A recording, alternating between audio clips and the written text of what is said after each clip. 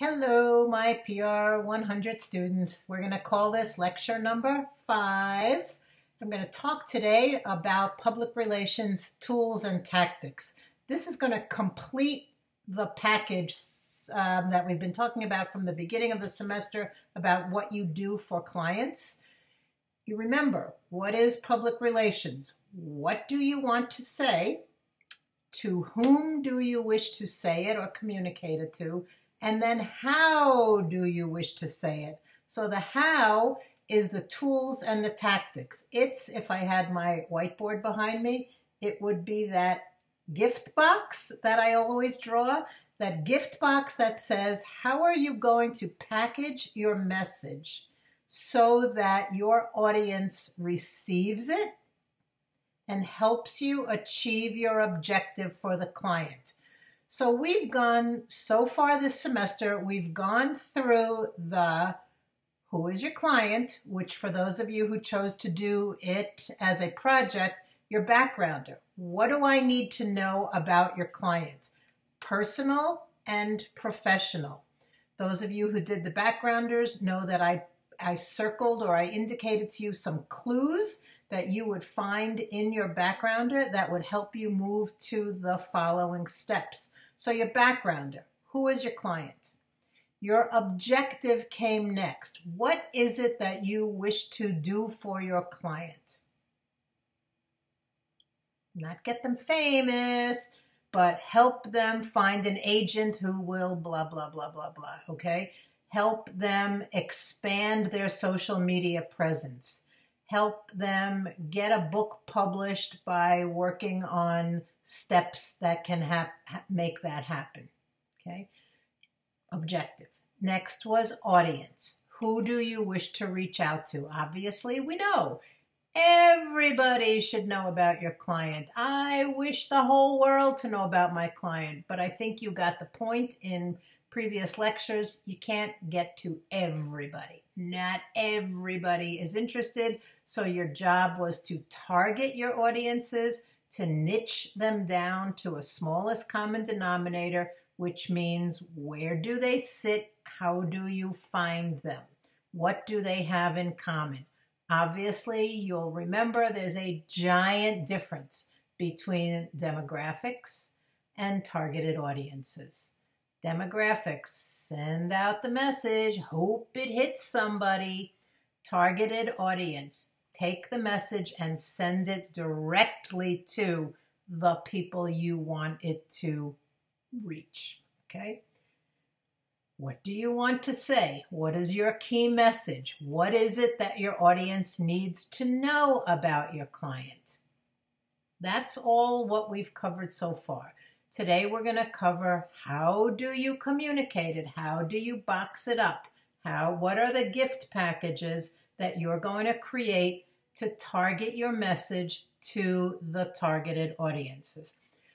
There's a million different public relations tools. My guess is none of them are going to be a surprise to you. You've probably been on the receiving end of many, many, many, many tools. You've probably created some tools without even knowing they were public relations tools. But I'm going to start at the very beginning. Always a good place to start. Let's start with reaching the media. Because obviously you all remember what's the most important audience for public relations? Media. Why? They get the answer, they get the information out to a broader sense. So what are some of the public relations tools that you use to reach the media? Obviously, press releases. We've done that way back, feels like 100 years ago at the beginning of the semester. A press release has to be news, has to be newsworthy, has to be interesting, has to be something that you know the media or the particular media that you target is interested in. But there are other ways to make yourself or make your client available to the media. Obviously, if they're doing something great and you can offer them as an interview, television, radio, social, print, for sure. You're going to do as a PR person, you're going to do some media training, making sure that your client knows what he or she or they I'll say they, sorry, knows what they need to say and make sure they stay on point. Interviews with the media, for sure. Op-eds, which are, hopefully you understand what they are. They are essays that are first-person opinions that are usually opposite the editorial page in the old-fashioned newspaper. This can be done a number of ways, but if your client has an expertise or a very, very strong opinion about a subject, can be anything. Can be politics, can be entertainment, can be food, can be health, can be child rearing, can be washing your hands, whatever. If they have a very strong opinion and some gravitas, in other words, why would a college professor want to write about washing your hands? Obviously not. But if your client was a dermatologist, or if your client was worked for a soap manufacturer or something, you've got to have your client has to have the gravitas, not only the opinion, but the mantle of being able to talk about that in a strong way, in a way that makes them professional and an expert. Bylined articles. If you can find something about your client, a feature story, somebody who works for your client, we'll talk about employees as well, but somebody who works for your client who plays Santa Claus every holiday season for an orphanage, or something that your client is specifically and importantly involved in. Did they discover a new product? Did they discover a new star? Did they, discover a new whatever? I don't know. But is there something that you can write about under their byline that will get them into the media? Again, we're talking about print specifically at this point, but we're going to move to social because obviously that's the way the world is going. Online video tutorials. Is there something your client can do, can teach, can show that you can post on social platforms, YouTube channels, Facebook videos, whatever, you know just as much, probably even more about that than I do. Move to branding your company. Branding obviously is a marketing word, but there are ways that public relations people work for that in terms of, can you create a new menu if your client is a restaurant? Can you design a business card? Can you give them a new look, give the product, a new look? You're going to work with, obviously, marketing when it comes to this, but branding is a way that public relations people help with the product. Develop that reputation, secure that reputation, make sure that reputation stays exactly where it should be. Let's talk about employee relations in terms of tools. Obviously, we heard from an employee communications person, Virginia Steffen. She talked about how important it is to get the message out to employees. They are your ambassadors. They are the ones that bring it out. Again, some of you even know people who work in the village of city of Long Beach and lost their jobs. That was an interesting takeaway that somebody sent me. Employee newsletters. A newsletter that will talk about what's going on in the company. We'll talk about new benefits. We'll even talk about happy birthday, or congratulations to you for having made 20 years in the company. Something that continues to make the employees feel good, feel part of the company, feel like that they're making a difference in the company. You've probably been on the receiving end of newsletters. Hofstra sends them out all the time. The Lawrence Herbert School of Communication, if you're on their Facebook page, I would consider that a newsletter, talking about all of the wonderful things that go on in the school. Employee awards. Once a year, maybe you have a congratulations for working here 10 years. Or maybe in the summer, when it becomes available to us again, you have an employee picnic or an employee holiday party. Once again, public relations tools that make the employees feel like they are part of an organization that values them and values their work. What about expertise? Creating an expertise for your client. Maybe it has nothing to do with their business. Maybe it's that they are the parent of triplets. Can you create a way for them to talk to outside groups about that expertise?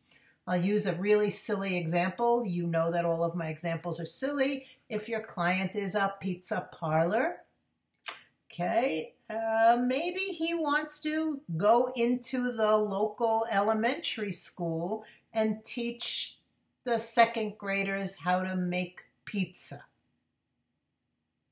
What does that do for his business? It tells the parents of all that second graders, wow, what a nice guy. Look at what he did for our kids. I don't mean that to be sarcastic. I don't even mean it to be disingenuous. But if your client can, if you can, for your client, develop an expertise, a lot of the clues that I indicated in the backgrounds for those of you who sent them to me, that has to do with a way that you can develop them as an expert. Maybe they're going to talk on a radio show. Is your client a chiropractor? Trust me, there's a Sunday morning radio show that talks about healthy backs. Does your client know something, know how to brush paint or do goat yoga or something like that, where they can do a lecture to people at the local library, the community library where the business is involved, making them a whole person so that the pizza guy teaching goat yoga, oh my God, really, really dumb example, but the pizza guy teaching goat yoga has nothing to do with pizza, but those people who have seen his lecture on goat yoga will say, hey, when I need a pizza, maybe I'll go to that guy. He's a nice guy. Look at what he did for our community. Okay? You're going to find a personal trait. Did they grow up with two moms? Did they grow up raised by grandparents? Did they, I don't know, get their Eagle Scout award at young? Can they talk to local Boy Scout troops about the Eagle Scout or Girl Scout troops? I'm being gender specific here, sorry. Girl Scout troops about the Silver Award or the Gold Award. Does your client on the side play in a band? Well, how do you use that trait to publicize them, to create a buzz about them, to expand it to a wider audience? You'll remember that an audience is somebody who the client hasn't reached yet. I want new audiences. I want you to think outside the box and come up with groups of people that wouldn't necessarily be the obvious ones that your client reaches out to. This is where the clues about their personalities, their personal effects, comes into play. We could talk about community relations. What can your client do for the community, the geographic community that they work in? Can they give a tour of their workspace? Can they have an open house?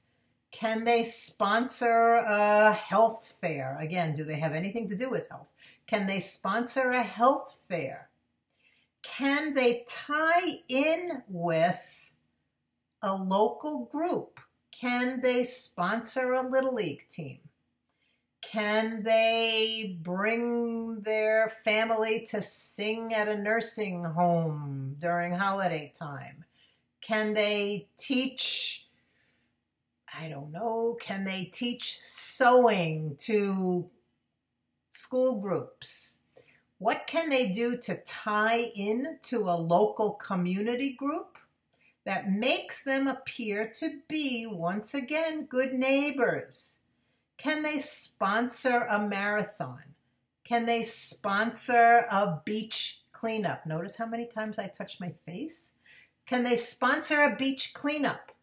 Can they sponsor picking up litter on the local Greenbelt Trail or whatever? These are all ways that your client can prove to the community that they are a good neighbor. Now, after they do that, I'm going to sneeze. Hey, achoo! Hey, achoo! Allergies? Yes. Coronavirus? No.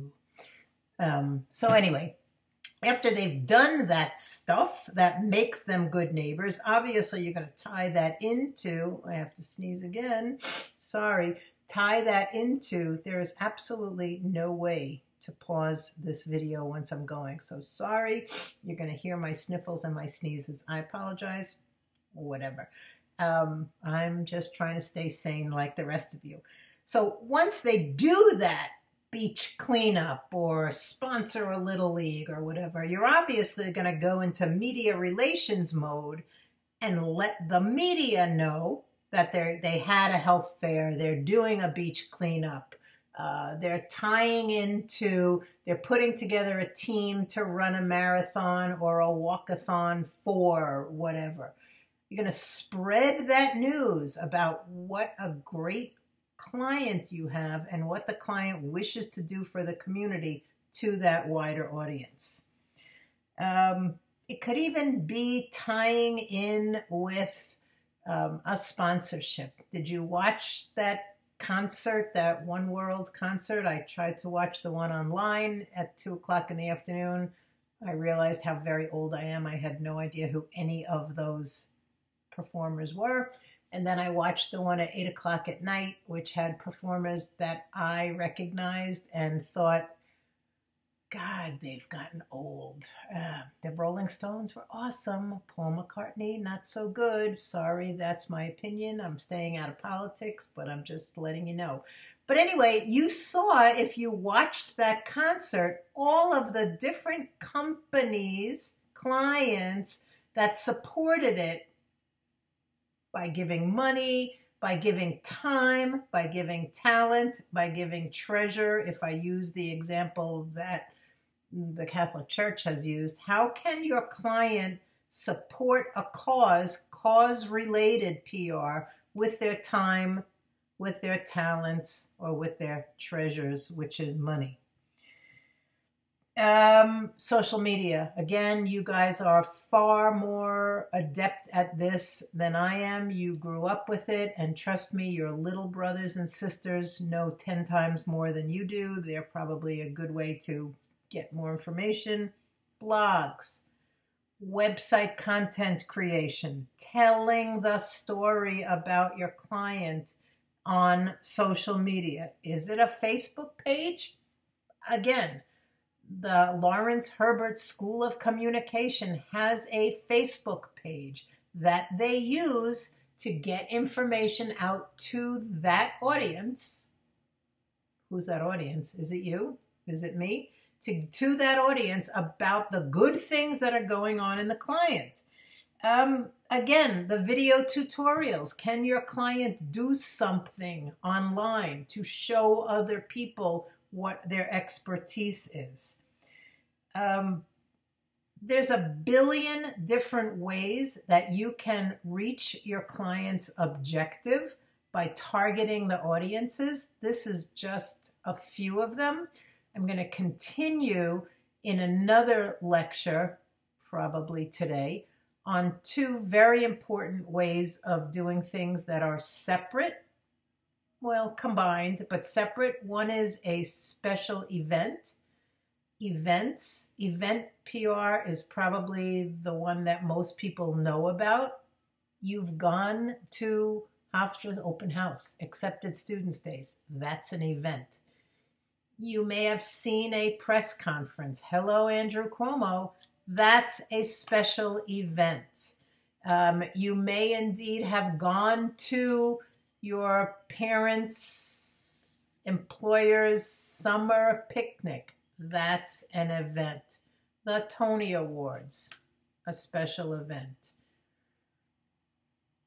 We're going to talk about that separately. And when we talk about events, we're also going to talk about giveaways, the swag bag, the gifts that you can create for your client, that you should create for your client, that are going to get them that extra buzz. So I'm going to leave this here now. Hopefully you've been taking notes with all of the different tools that I talked about and all of the different ways you can reach those targeted audiences. Remember, who is the audience? How are they going to accept the message? When you put that message in that gift box and send it out, what's the channel? What's the medium you're going to use to send it so you know it comes directly to the audience? You've been smart enough in choosing your audience to know that when they get it, they will open it and they will react to the message. That's the beauty of PR. That's because you're smart enough to know what they want to hear and what to say to them to get it across. But I'm going to sign off now on this. Hopefully you've taken notes. And I'm going to come back to you in another video that's going to talk about special events and giveaways. If we were live together, I would bring in a ton of stuff to show you, but I'm going to go collect stuff in my house, and you probably have it too, things that are branded with the name of a client. Think about that as I come back to you. Signing off now.